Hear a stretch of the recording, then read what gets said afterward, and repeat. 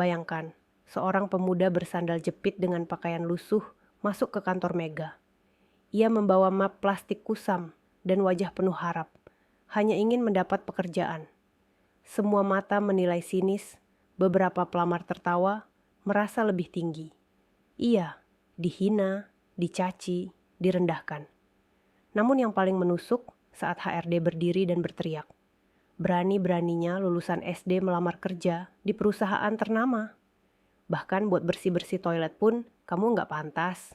Keluar! Dia diam, tak membalas, hanya menunduk dan melangkah pergi. Tapi detik berikutnya, langit seperti runtuh. Perusahaan itu langsung bangkrut seketika. Saham anjlok, sistem keuangan lumpuh, suasana menjadi gempar. Siapa sebenarnya pemuda itu? Dan bagaimana bisa segalanya berubah dalam hitungan detik? Deretan pelamar kerja memadati lobi perusahaan megah di pusat kota Jakarta. Gedung berlantai 25 itu menjulang tinggi dengan dinding kaca mengilap, seolah memantulkan impian banyak anak muda yang ingin bekerja di sana. Semua pelamar tampil rapi. Ada yang memakai jas hitam, dasi biru, sepatu pantofel mengkilap, hingga tas kulit branded yang disampirkan di lengan. Di antara keramaian itu, masuklah seorang pemuda dengan penampilan mencolok. Kaos kusam yang sudah memudar warnanya, celana kain belel dengan sobekan kecil di bagian lutut, rambut acak-acakan yang tampak belum kena sisir, dan yang paling menarik perhatian, sandal jepit usang yang bunyinya bergesek saat menyentuh lantai marmer. Semua mata langsung menoleh. Itu beneran pelamar kerja? Bisik seorang perempuan berkacamata sambil menahan tawa. Haha, gila. Jangan-jangan dia nyasar dari terminal. Celetuk pria berjas abu-abu. Pemuda itu, yang bernama Denny, hanya tersenyum kecil. Ia menggenggam map plastik bening berisi dokumen lamaran. Matanya menatap ke arah meja pendaftaran. Satpam yang menjaga pintu menahan langkahnya. Mas, ini gedung perusahaan besar. Ada keperluan apa? Saya mau melamar kerja, Pak. Jawab Denny pelan, sopan. Kerja? Kerja di sini? Satpam itu menyipitkan mata, lalu tertawa kecil. Ya, silakan. Tapi jangan lama-lama. Nanti bikin suasana nggak enak. Denny hanya mengangguk. Ia duduk di bangku antrean paling ujung, terpisah jauh dari pelamar lain yang jelas-jelas menjauh darinya. Detik demi detik berlalu. Panggilan nama-nama pelamar mulai terdengar. Agus Wahyudi, silakan ke ruangan HRD lantai 2. Nur Aisyah, silakan naik. Satu persatu dipanggil. Lalu tiba-tiba, suara resepsionis menyebut nama yang mengejutkan semua orang. Denny, silakan ke lantai 2, ruangan HRD, sekarang. Beberapa orang saling pandang. Beberapa malah tertawa. Serius tuh? Dia dipanggil? Bisa aja itu salah panggil. Mungkin nama Denny ada 2. Tapi Denny berdiri. Ia merapikan map plastiknya, melangkah dengan tenang menuju lift. Dan saat pintu lift tertutup, beberapa pelamar menyumpah dalam hati. Pasti mau diketawain sama HRD. Halah, lulusan SD kok nekat lamar kerja di sini. Yang tak mereka tahu, detik itu juga, di ruangan direksi lantai 15, suasana mulai berubah. Monitor keuangan menunjukkan grafik yang aneh. Saham perusahaan tiba-tiba bergerak turun perlahan. Seorang staf keuangan mengernyitkan dahi, lalu berlari ke ruangan CEO. Sementara itu, Denny baru saja mengetuk pintu bertuliskan Departemen Sumber Daya Manusia. Suara dari dalam menyuruh masuk, dan yang menyambutnya adalah perempuan berwajah tegas, dengan name tag bernama Nia Kusuma. Ia adalah kepala HRD. Nia mengangkat alisnya saat melihat penampilan Denny. Ya ampun, kamu beneran pelamar kerja? Denny mengangguk pelan. Iya Bu, saya ingin melamar bagian kebersihan.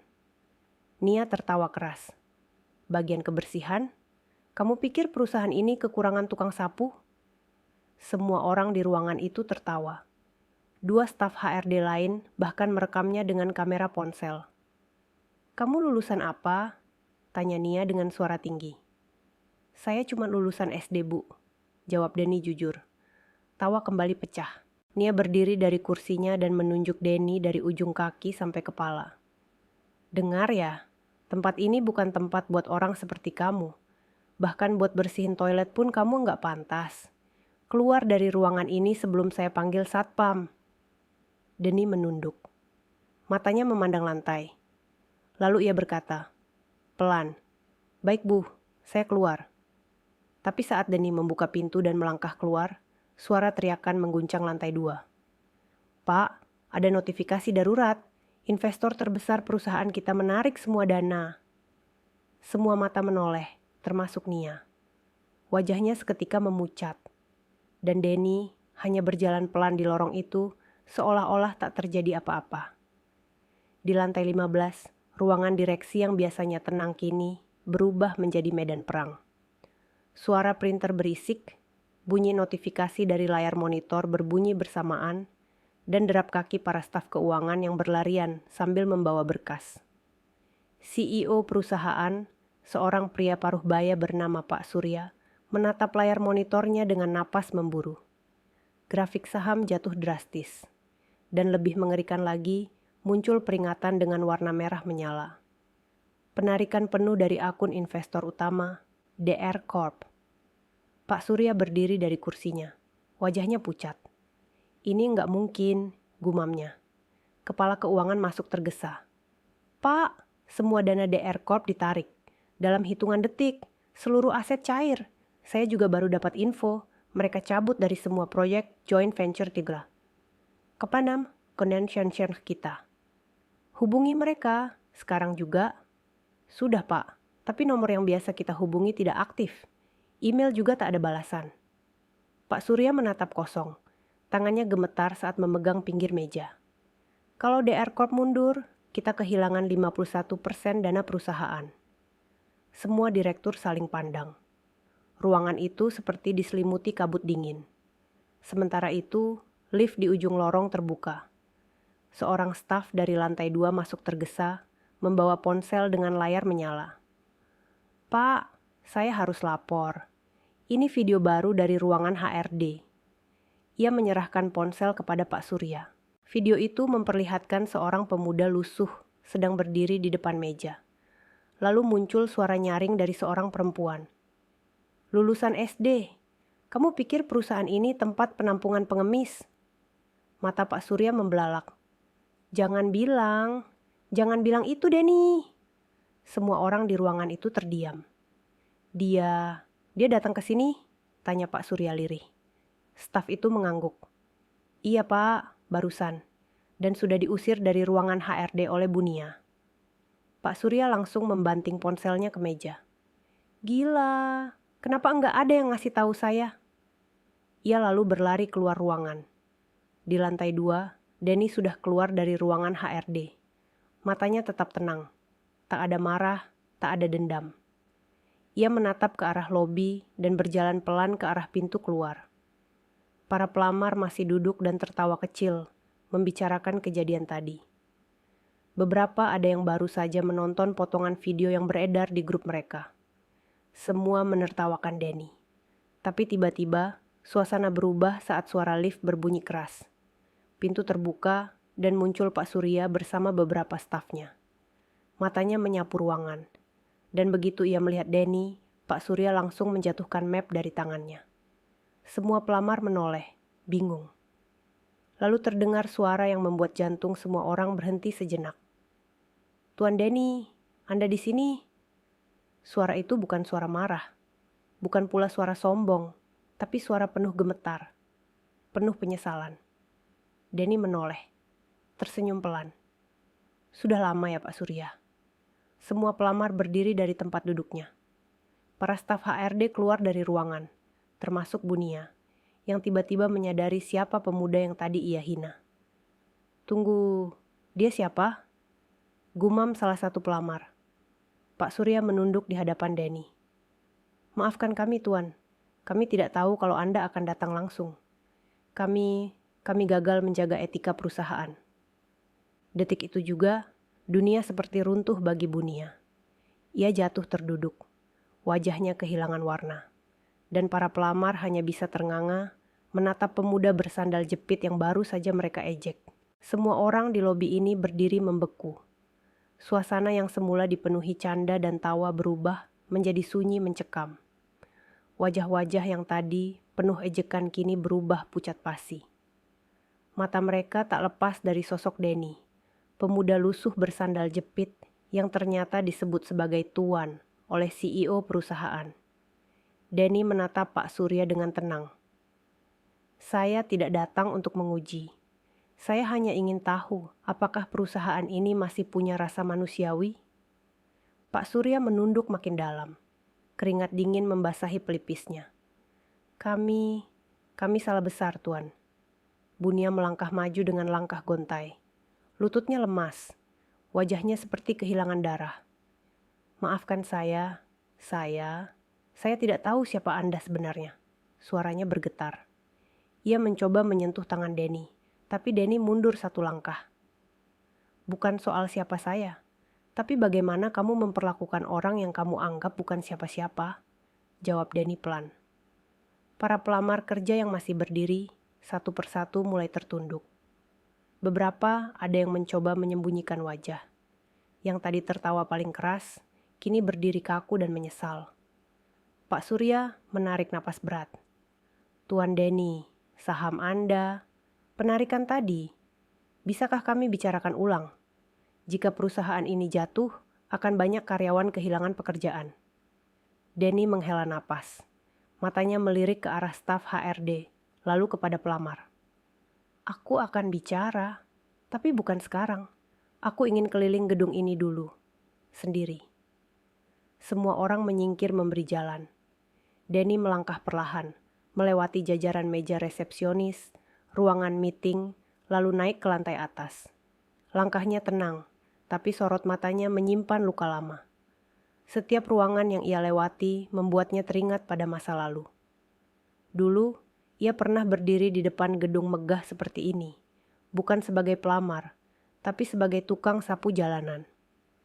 Tak sedikit orang memandang rendah, dan bahkan pernah diusir satpam hanya karena dianggap mengganggu pemandangan. Tapi takdir membawa langkahnya ke tempat berbeda.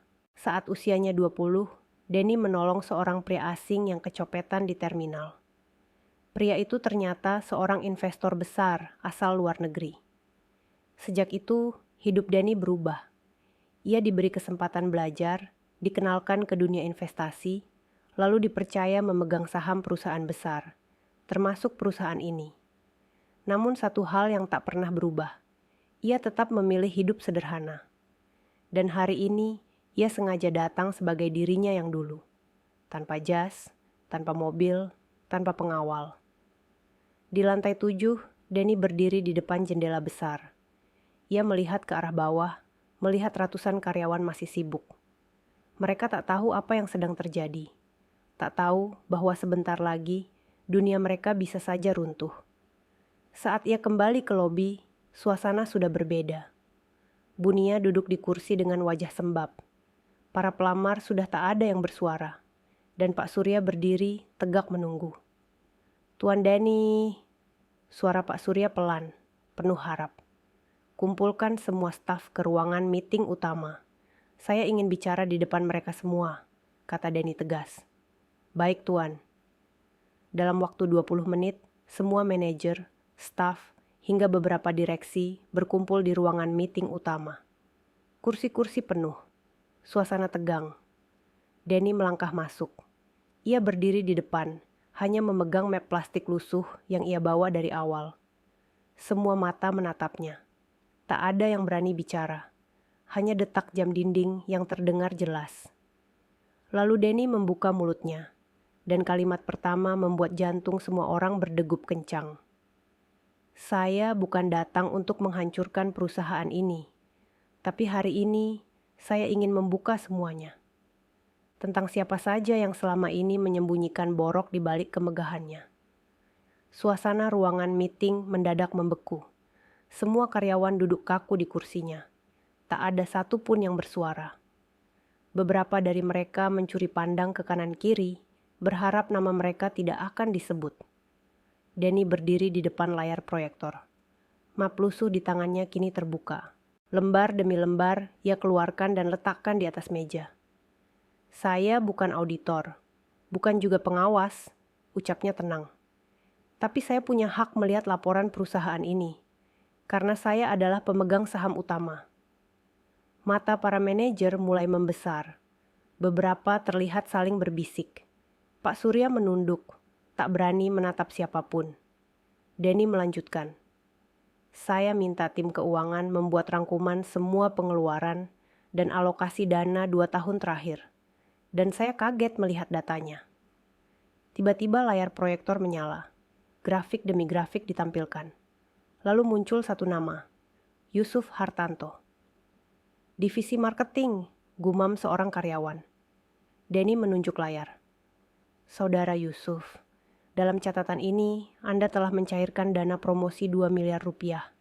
Tapi tidak ada bukti kegiatan apapun. Bisa jelaskan? Seorang pria berkacamata di barisan tengah berdiri gemetar. Kegiatannya diundur, Pak. Sudah 12 bulan tertulis diundur, potong Denny. Dan laporan ini sudah saya kirim ke pihak berwenang. Wajah Yusuf langsung pucat. Ia jatuh duduk di kursinya. Beberapa orang mulai panik. Denny tak berhenti. Ia menekan tombol. Layar berganti. Muncul nama kedua, Rina Febrianti. Ibu Rina, bagian logistik. Anda mencatat pembelian alat kantor hingga 3 kali lipat harga pasaran. Dan yang aneh, suppliernya selalu sama. Perusahaan milik kakak Anda. Rina langsung berdiri. Saya tidak tahu soal itu. Itu bagian procurement yang urus. Saya hanya... Anda tanda tangan di semua invoice, kata Denny datar. Tak ada yang bicara. Satu persatu nama disebut. Satu persatu wajah-wajah yang selama ini dihormati, kini berubah panik. Keringat dingin menetes. Suara pelan mulai terdengar di seluruh ruangan. Bisik-bisik, ketakutan, keraguan. Lalu, nama terakhir muncul. Nia Kusuma, Kepala HRD. Semua menoleh ke arah Bu Nia yang duduk di ujung. Wajahnya pucat seperti mayat. Matanya berkaca-kaca. Denny menatap langsung ke arahnya. Saya cek proses rekrutmen 6 bulan terakhir. Ternyata banyak pelamar yang layak dan jujur tidak pernah dipanggil. Bahkan banyak kasus titipan, anak pejabat, keponakan teman, dan setiap kali masuk ada amplop yang beredar. Nia menangis. Itu kebijakan dari atasan. Saya hanya mengikuti. Denny menggeleng. Saya bicara fakta, Bu, bukan alasan. Ruangan itu seperti neraka yang terbakar dalam diam. Semua orang tersiksa dengan kenyataan yang dibuka di hadapan mereka. Denny memejamkan mata sejenak. Napasnya berat. Semua ini bukan hanya soal korupsi, katanya pelan. Tapi soal bagaimana kalian memperlakukan orang lain. Orang yang tampak hina di mata kalian seringkali jauh lebih mulia dari yang kalian pikir. Ia menutup mapnya, lalu menatap semua yang hadir. Besok pagi, saya akan datang lagi. Dan saya ingin melihat siapa saja yang masih pantas bertahan di perusahaan ini. Ia berjalan pelan keluar ruangan. Tak ada satupun yang berani mengikutinya. Dan saat ia melewati lobi, para pelamar kerja masih duduk diam, menyaksikan dari balik kaca ruangan. Wajah mereka berubah. Kini bukan lagi memandang Denny sebagai bahan ejekan, tapi dengan rasa kagum dan hormat yang tak terucapkan. Malam itu, gedung kantor yang biasanya dipenuhi cahaya kini temaram. Sebagian ruangan sudah gelap. Hanya beberapa lampu darurat yang masih menyala. Namun, di beberapa sudut, terdengar suara printer, bisik-bisik, dan suara keyboard yang ditekan tergesa. Para karyawan tak bisa tidur, terutama mereka yang namanya disebut Denny siang tadi. Beberapa mencoba menghapus data. Beberapa lagi berusaha mencari dokumen pembelaan. Suasana kantor seperti ladang ketakutan. Di ruangan HRD, Bu Nia duduk dengan mata sembab. Kertas-kertas berserakan di mejanya. Ponselnya berbunyi berkali-kali tapi tak ia angkat. Panggilan dari atasannya, dari kolega, dari keluarganya. Tapi ia hanya memandang kosong keluar jendela. Bagaimana bisa seorang pemuda yang kutertawakan justru tahu segalanya tentang aku. Gumamnya lirih. Di tempat lain, Pak Surya tengah duduk di ruangan direksi sambil menatap foto tua di meja. Foto bersama Denny dan seorang pria asing di sebuah pelabuhan. Pria asing itu adalah investor utama yang dulu mempercayakan segalanya kepada Denny. Pak Surya memejamkan mata. Saya sudah janji akan menjaga perusahaan ini, tapi saya gagal, bisiknya. Sementara itu, di sebuah kamar sederhana di rumah kontrakan pinggir kota, Denny duduk di atas sajadah. Map lusuh yang tadi ia bawa masih tergeletak di sampingnya. Ia menatap langit-langit kamar. Diam. Meski ia memegang kendali atas perusahaan besar, Denny tak pernah berubah. Tak ada sopir pribadi, tak ada mobil mewah. Hidupnya tetap sederhana. Karena bagi Denny, harga diri tak diukur dari harta, tapi dari bagaimana seseorang memperlakukan sesamanya. Pagi menjelang.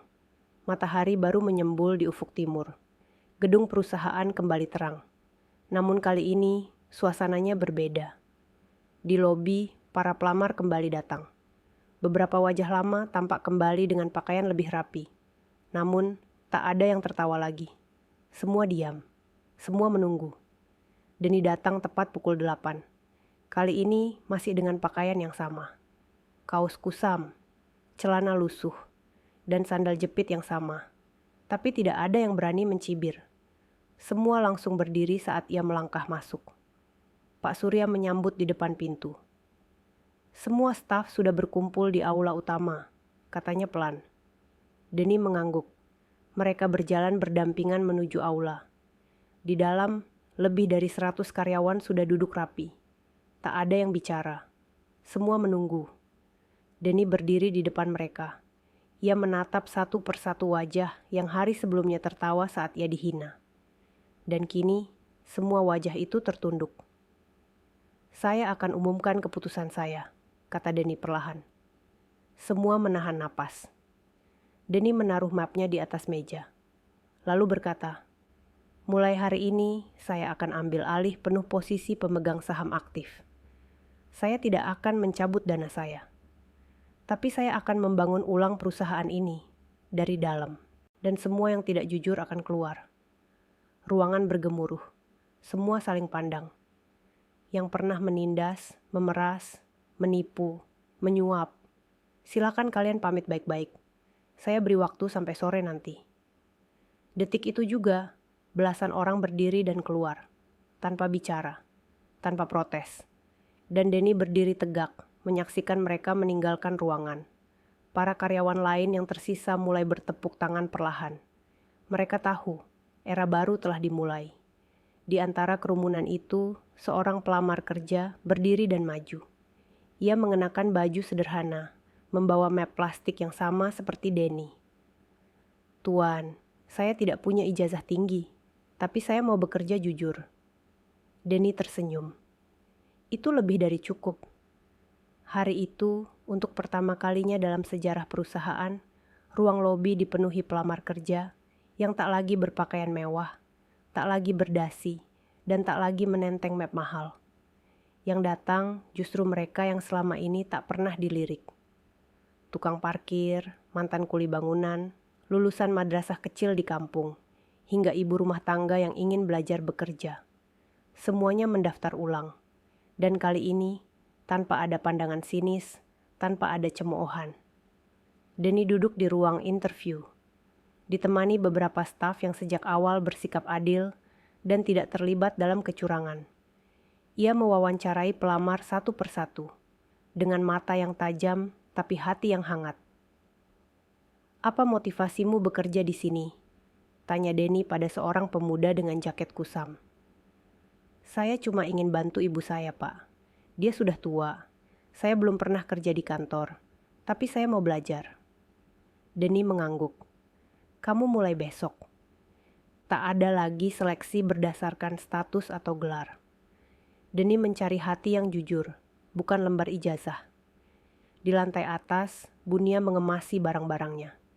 Ia memandangi meja tempat ia biasa duduk dengan angkuh. Tangannya bergetar saat menyentuh name tag, bertuliskan Kepala HRD. kini hanya menjadi kenangan. Di luar ruangan, beberapa karyawan menghampirinya. "Bu Nia, maaf ya, kalau selama ini kami cuma ikut-ikutan." Nia hanya tersenyum lemah. "Semoga kalian tidak jadi kayak saya." Lalu ia berjalan keluar, meninggalkan gedung dengan langkah pelan. Beberapa karyawan mengantar dengan tatapan campur aduk antara iba dan lega. Sementara itu, Pak Surya menyerahkan semua laporan keuangan kepada Denny. "Saya siap mundur jika diperlukan," katanya lirih. Denny menatapnya dalam. "Saya tidak meminta Bapak mundur. Saya hanya ingin Bapak kembali jadi pemimpin yang saya kenal dulu. Bukan yang takut kehilangan kursi." Pak Surya menunduk dalam-dalam. "Terima kasih atas kesempatan ini." Hari-hari selanjutnya, suasana kantor berubah drastis. Tidak ada lagi ruang VIP untuk direksi. Tidak ada pintu khusus. Tidak ada pengistimewaan. Denny menetapkan aturan baru. Semua orang makan di kantin yang sama, duduk di bangku yang sama, dan dipanggil dengan nama yang sama. Bahkan ia membangun ruangan pelatihan khusus untuk pelamar dengan latar pendidikan rendah. Mereka diberi pelatihan komputer, komunikasi, dan pelayanan publik gratis. Dan yang paling mengejutkan, Denny mencabut semua kamera pengawas di ruang interview. Karena katanya, kejujuran tidak perlu diawasi kamera, tapi dijaga oleh hati. Nama perusahaan itu perlahan viral. Bukan karena skandal, tapi karena perubahan besar yang dimulai dari sebuah hinaan terhadap seorang pemuda bersandal jepit. Beberapa media mulai menulis tentang pemuda misterius bernama Denny yang mengubah sistem dari dalam. Tapi Denny tak pernah muncul di televisi, tak mau diwawancara, tak pernah mau duduk di belakang meja besar. Ia lebih suka berdiri di gerbang, menyambut satu persatu pelamar baru dengan senyum sederhana. Dan setiap pagi, sebelum memulai aktivitas, Denny selalu berdiri sejenak di halaman gedung, menatap ke arah jalan raya tempat dulu ia datang sebagai orang yang tidak dianggap. Ia tidak lupa dan ia tidak akan pernah lupa. 2 minggu berlalu sejak Denny mengambil alih penuh perusahaan. Suasana kerja berubah total. Para karyawan kini lebih terbuka, lebih saling menghargai, dan lebih sadar bahwa tempat ini bukan hanya mesin uang, tapi tempat membentuk harga diri. Di suatu pagi, saat Denny baru tiba di kantor, seorang satpam memberinya amplop berwarna coklat yang tampak sudah usang. "Ini titipan dari kurir pribadi, Pak," kata sang satpam. Denny menerimanya. Amplop itu tak ada nama pengirim. Hanya ada inisial sederhana tertulis di pojok kiri bawah. GF. Ia membuka perlahan. Di dalamnya ada satu lembar surat tangan yang ditulis dalam bahasa Indonesia patah-patah, dan satu foto tua. Dirinya bersama pria bule tua yang dulu menolongnya dari jalanan. Surat itu berbunyi, "Denny, jika kamu membaca surat ini, berarti kamu sudah sampai di tempat yang benar. Tempat yang dulu saya impikan bisa kau kelola dengan hati. Saya percaya kamu akan tahu kapan harus bicara dan kapan harus diam. Saya titipkan perusahaan ini bukan untuk uang, tapi untuk jiwa-jiwa kecil yang butuh dipeluk dengan harapan. Jika mereka menertawakanmu, biarkan, karena waktu akan menghapus tawa mereka. Tapi jika mereka mulai belajar dari caramu, peluk mereka, karena itulah kemenangan sesungguhnya. Dan satu lagi, kembalilah sekali ke tempat pertama kali kamu menyelamatkan hidupku. Mungkin di sana, kamu bisa menyelamatkan lebih banyak lagi." Tanda tangan di bawahnya membuat dada Denny bergetar. George Vander. Pria tua yang dulu dianggapnya hanya turis kebingungan di terminal bus, kini menjadi jembatan takdir yang membawa langkahnya sejauh ini. Denny mengapalkan surat itu perlahan. Matanya berkaca. Beberapa staf mengetuk pintu. "Pak Denny, maaf, ada tamu penting yang ingin bertemu." Denny menyeka matanya. "Siapa?" "Katanya orang dari kementerian." Denny keluar dari ruangannya. Di lobi, tampak 2 pejabat berdiri sopan. Bukan untuk menginterogasi, tapi untuk belajar. "Kami dengar apa yang Bapak lakukan di sini, dan kami ingin membawa sistem ini ke tempat lain. Bisakah Bapak membantu kami membentuk program serupa? Denny tidak langsung menjawab. Ia hanya tersenyum pelan. Saya bukan siapa-siapa, Pak. Saya cuma orang yang dulu pernah ditendang dari ruang interview. Para tamu tertawa kecil. Mereka tahu, rendah hatinya adalah kekuatan utamanya. Beberapa hari kemudian, Denny datang ke sebuah terminal tua di pinggiran kota. Tempat dulu ia menyelamatkan George. Tempat pertama kali ia diberi selembar kartu nama dengan tulisan, "You help me. Now I help you." Terminal itu kini sepi. Banyak bangunan yang terbengkalai. Denny berdiri di bawah tiang penunjuk arah yang sudah berkarat. Lalu ia membuka map kecil, mencatat sesuatu. Di sini, aku mulai semuanya, bisiknya. Dan sejak hari itu, dimulailah babak baru. Denny membangun cabang pelatihan kerja untuk orang-orang tak berpendidikan. Di terminal-terminal tua, di kampung-kampung terpencil, dan di tempat yang tak pernah dilirik pemerintah. Dengan dana pribadinya, ia membuka jalan baru bagi mereka yang dulu hanya jadi penonton di pinggir jalan. 1 bulan berlalu sejak Denny membuka cabang pelatihan kerja di terminal tua. Tempat itu dulunya gelap, bau, dan tak terurus. Tapi kini, bangku-bangku panjang dipasang ulang, dinding yang penuh coretan dicat bersih. Papan kayu dengan tulisan tangan terpampang di gerbang. Rumah harapan. Semua boleh belajar, siapapun kamu. Hari pertama dibuka, hanya ada 5 orang yang datang. Seorang pemulung tua, remaja pengamen jalanan, ibu muda yang ditinggal suami, dan 2 orang mantan narapidana yang takut melangkah kemanapun. Denny menyambut mereka sendiri, memberi mereka masing-masing kemeja bersih dan sepatu bekas. Di tempat ini tidak ada mantan siapa-siapa. Kita semua mulai dari nol. Kabarnya menyebar.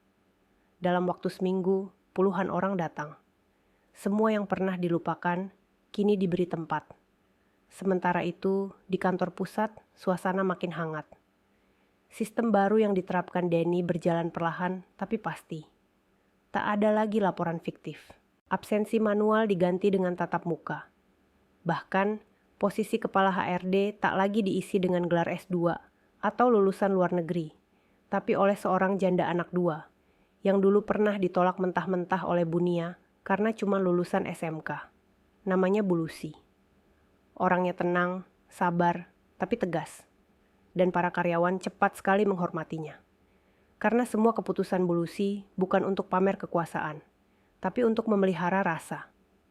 Suatu hari, Denny duduk di tangga belakang kantor. Ia suka tempat itu. Sepi, rindang, dan jadi tempat favoritnya merenung. Pak Surya menghampiri, membawa 2 gelas kopi hitam. "Boleh saya duduk di sini?"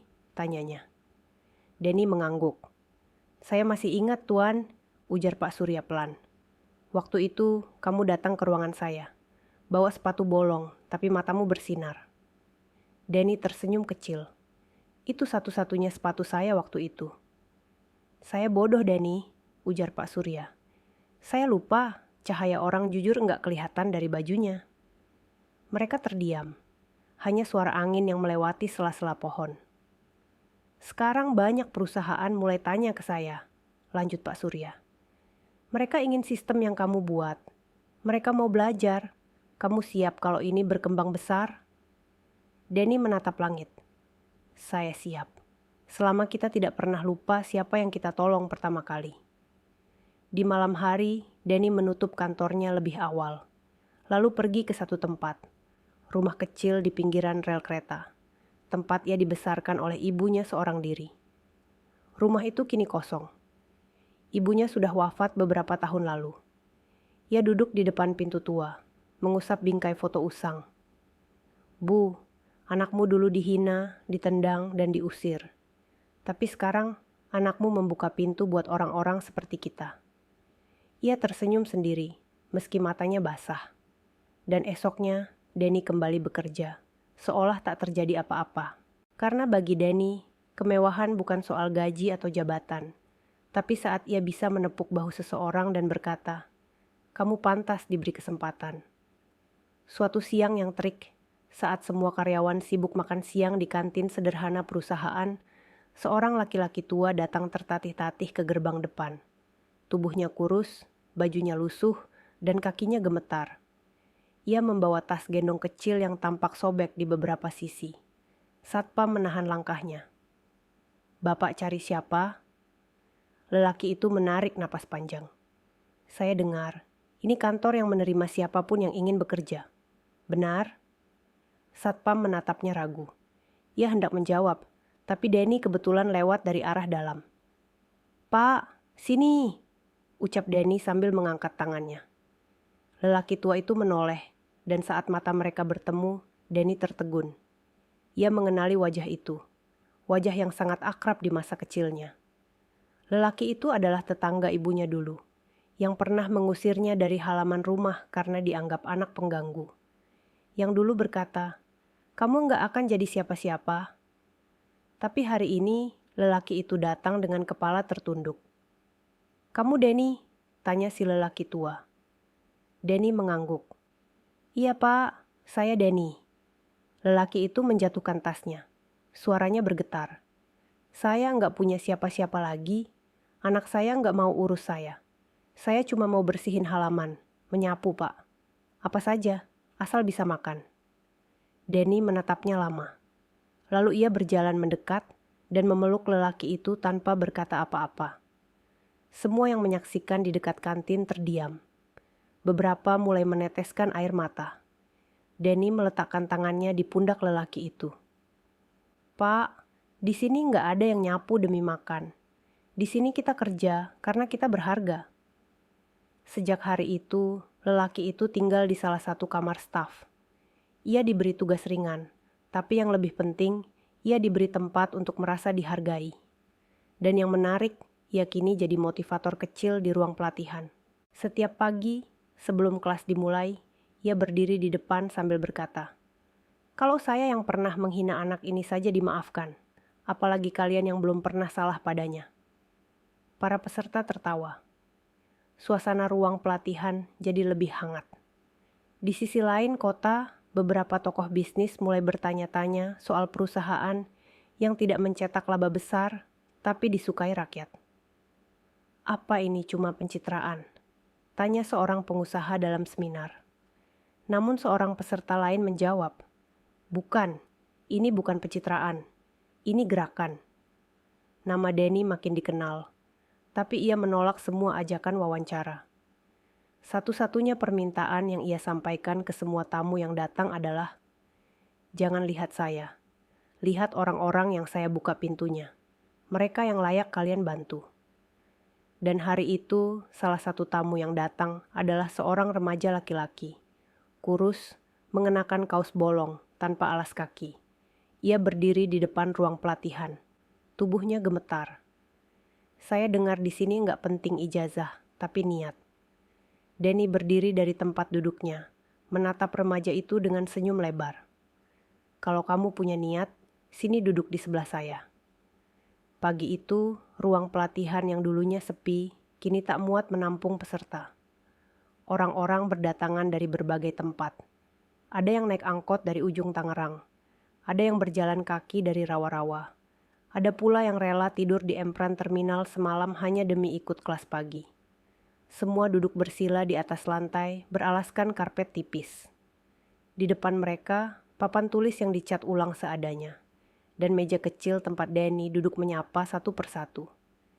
Di pojok ruangan, lelaki tua yang dulu memohon kerja kini jadi pembuka acara. "Selamat datang, kalian semua orang besar. Bukan karena pakaian kalian, tapi karena keberanian kalian datang ke tempat ini." Semua peserta tertawa kecil.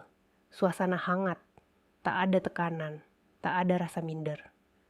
Denny lalu berdiri dan menatap semua wajah itu. "Kalian tahu," katanya pelan, "waktu saya seumur kalian, saya cuma punya satu sandal jepit dan bolong. Tapi saya punya dua hal yang selalu saya bawa, tekad dan rasa malu kalau nyerah." Semua terdiam. Wajah-wajah itu menatapnya dengan penuh harap. Dan kalian semua yang duduk di sini berarti sudah punya itu juga. Tiba-tiba, pintu diketuk dari luar. Seorang staf masuk dan berbisik ke Denny. "Pak, ada tamu dari kementerian lagi. Mereka bawa proposal kerjasama." Denny mengangguk. Ia menunjuk salah satu peserta di barisan tengah, seorang gadis kecil berusia belasan tahun. "Dek, gantikan saya ya. Ceritakan ke mereka kenapa kamu kesini." Gadis itu gugup. "Saya?" "Iya, kamu lebih jujur dari saya." Beberapa menit kemudian, gadis itu berdiri di depan 4 pejabat berseragam. Tangannya gemetar, suaranya pelan, tapi kalimatnya membuat ruangan itu hening. "Saya cuma mau bisa baca dan nulis. Biar kalau nanti saya punya anak, saya bisa ngajarin dia sendiri. Bukan ngandalin belas kasihan orang." Air mata menetes dari sudut mata salah satu peserta. Yang lain langsung mengangguk. Setelah pertemuan itu, pemerintah resmi menunjuk Denny sebagai pembina program pelatihan kerja untuk kalangan marginal di seluruh wilayah Jabodetabek. Tapi Denny menolak digaji. "Saya sudah cukup. Yang saya cari bukan angka, tapi perubahan." Sejak saat itu, kantor pusat perusahaan Denny punya satu ruangan baru. Tidak besar, hanya berisi meja panjang dan puluhan foto orang-orang yang pernah dibantu. Di atasnya tertulis, "Ruang Harapan, tempat kita mengingat. Siapa yang pertama kali percaya pada kita." Setiap karyawan wajib masuk ruangan itu sebelum tanda tangan kontrak kerja. Bukan untuk berdoa, tapi untuk menunduk sejenak. Mengingat bahwa jabatan mereka lahir dari perjuangan banyak orang yang tak pernah disebut. Dan suatu malam saat semua sudah pulang, Denny duduk sendiri di ruangan itu. Ia menatap foto ibunya, lalu membisikkan pelan, "Bu, lihat Bu, anakmu dulu cuma punya selembar map plastik. Sekarang anakmu buka jalan buat ratusan map lainnya yang dulu tak pernah dibuka." Angin malam menyapu perlahan jendela, dan Denny menutup matanya sejenak, dalam diam yang penuh syukur. Saat senja mulai turun dan langit Jakarta memerah, Denny sedang duduk di beranda kantor pusat. Di tangannya segelas teh tawar yang sudah dingin. Ponselnya tergeletak di meja, sepi dari notifikasi seperti biasanya. Ia memang mematikan hampir semua fitur media sosial. Tidak ingin dipuja, tidak butuh pujian. Bagi Denny, kerja diam-diam lebih menenangkan daripada sorotan. Namun sore itu berbeda. Ponselnya bergetar. Nomor yang muncul adalah kode internasional. Denny ragu mengangkat, tapi setelah beberapa detik ia menjawab, "Halo." Suara tua dari seberang langsung membuat jantungnya berdetak cepat. "Denny, ini George. Kamu masih ingat suaraku?" Mata Denny berkaca-kaca. "Tuan George, tentu saya ingat. Saya dengar apa yang kamu lakukan. Saya bangga, sangat bangga." Denny terdiam, lidahnya keluh. "Kamu sudah buktikan satu hal penting," lanjut George, "bahwa orang miskin bukan berarti tidak punya nilai, dan orang kaya belum tentu tahu caranya menghargai." Denny menghela napas pelan. "Saya cuma mengikuti apa yang Tuan ajarkan, tentang menolong dulu sebelum dihakimi." Suara George terdengar berat. "Aku sakit, Denny. Tidak lama lagi, aku ingin kamu datang ke Amsterdam untuk satu hal terakhir." "Apa itu?" "Akan kujelaskan nanti. Tapi kamu harus datang sebelum aku tak bisa bicara lagi." Telepon terputus. Denny menatap layar ponselnya beberapa saat. Lalu ia berdiri, masuk ruangannya, dan memanggil staf kepercayaannya. "Tolong siapkan paspor. Saya harus ke Belanda." Dalam waktu 2 hari, Denny terbang ke Amsterdam. Perjalanannya diam-diam. Tak ada wartawan, tak ada publikasi. Hanya satu koper kecil dan map plastik yang selalu ia bawa sejak dulu. Di rumah sakit tua pinggiran kota, ia bertemu George yang terbaring lemah.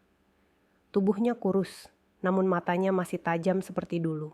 "Denny, kamu tahu kenapa dulu aku pilih kamu?" tanya George pelan.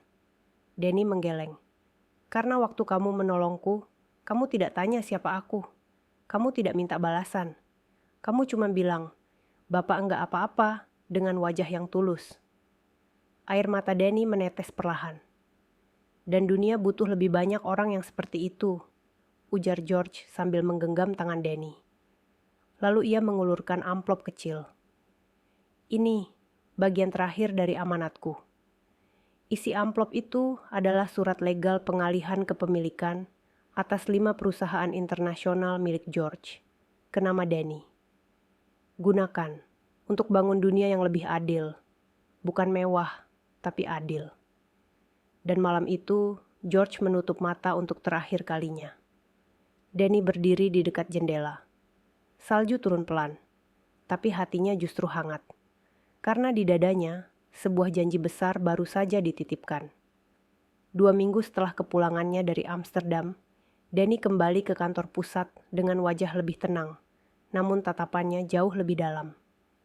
Banyak karyawan menyambutnya dengan pelukan dan senyuman tulus. Kabar wafatnya George telah tersebar, dan semua orang tahu lelaki tua itulah yang berjasa membuka jalan bagi perubahan besar ini. Namun tidak ada perayaan, tidak ada spanduk ucapan, hanya satu foto kecil George yang dipasang di ruang harapan dengan tulisan di bawahnya. Terima kasih sudah mempercayai anak jalanan yang dulu bahkan tak tahu cara mengikat dasi. Hari itu, Danny memanggil semua kepala divisi. Mereka duduk di ruang rapat dengan wajah penuh tanya. Tak satu pun tahu kenapa mereka dikumpulkan. Danny membuka mapnya. Kali ini bukan map lusuh, tapi map yang sama. Kini dilapisi plastik baru. Namun isinya tetap sama. Mimpi-mimpi kecil dari hati yang sederhana. Saya ingin buka satu cabang baru, ujar Danny. Semua menoleh. Bukan perusahaan, bukan pabrik, tapi pesantren kerja. Semua terdiam. Beberapa saling pandang. Tempat orang-orang yang tak diterima di mana-mana. Mereka yang pernah masuk penjara. Anak-anak jalanan. Ibu yang ditinggal suami dan remaja putus sekolah. Danny menatap satu persatu wajah mereka. Kita akan ajari mereka etika kerja, cara berbicara, cara menulis surat lamaran, cara bangun pagi dengan harapan, bukan ketakutan. Salah satu manajer bertanya pelan. Apa kita punya dana cukup, Pak? Danny tersenyum, lalu mengeluarkan lembar surat dari George. Ini warisan yang tidak akan habis. Tapi bukan itu intinya. Kita tidak butuh banyak uang. Kita hanya butuh keyakinan bahwa setiap orang layak dapat kesempatan kedua.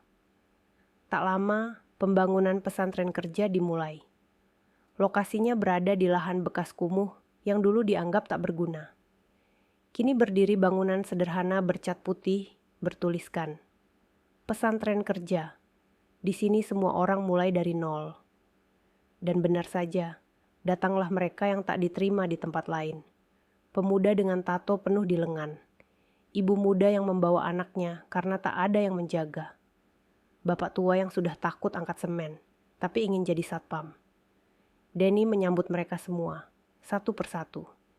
Ia berkata, di dunia kerja, tak semua bisa dibangun dengan ijazah, tapi semua bisa dibangun dengan kemauan dan kejujuran. Nama pesantren kerja viral di media sosial. Namun Danny tetap menolak wawancara. Biarkan cerita mereka yang bicara, bukan saya, katanya. Hingga suatu hari, seseorang datang ke kantor pesantren. Seorang pemuda dengan jas mahal, mobil mewah, dan gaya bicara tinggi. Ia menawarkan investasi besar. Saya tertarik mendirikan cabang pesantren kerja ini, tapi saya ingin kontrol penuh. Kita buat lebih modern, lebih elit. Danny hanya menatapnya lama, lalu berkata pelan, tempat ini bukan dibangun untuk orang elit, tapi untuk mereka yang dicampakkan oleh dunia. Jadi, kalau kamu mau investasi, ikutlah dengan hati, bukan dengan angka. Pemuda itu terdiam, lalu pergi. Dan Danny kembali duduk di tengah lapangan, di atas tikar bersama para peserta pelatihan. Seseorang bertanya, Pak Danny, apa Bapak nggak capek jalan terus? Danny tersenyum. Lebih capek kalau kita lihat orang baik, dibiarkan hancur hanya karena dia miskin. Ia lalu memejamkan mata. Dan di dalam diamnya, ia tahu bahwa warisan terbesar bukanlah kekayaan George, tapi kepercayaan. 1 tahun berlalu sejak pesantren kerja pertama berdiri. Dalam waktu singkat, tempat itu tak hanya melahirkan tenaga kerja terampil, tapi juga manusia-manusia baru yang dulu hanya dipandang sebagai beban, kini jadi inspirasi. Di halaman belakang pesantren, berdiri satu aula kecil dari kayu dan atap seng. Bangunan itu diberi nama Balai Cerita. Tempat para lulusan kembali dan menceritakan kisah mereka. Bukan untuk pamer, tapi untuk menguatkan yang sedang jatuh. Pagi itu, aula penuh sesak. Yang bicara di depan bukan motivator terkenal, bukan juga profesor, tapi seorang pria dengan rambut tipis, kulit legam, dan bekas luka di tangan kanan. Mantan preman pasar. Dulunya ditangkap karena memeras pedagang. Kini jadi pengajar sopan santun di ruang pelatihan customer service. Saya dulu nggak bisa ngomong lembut, bentak-bentak terus. Tapi sekarang saya ngajarin anak-anak muda cara senyum ke pelanggan.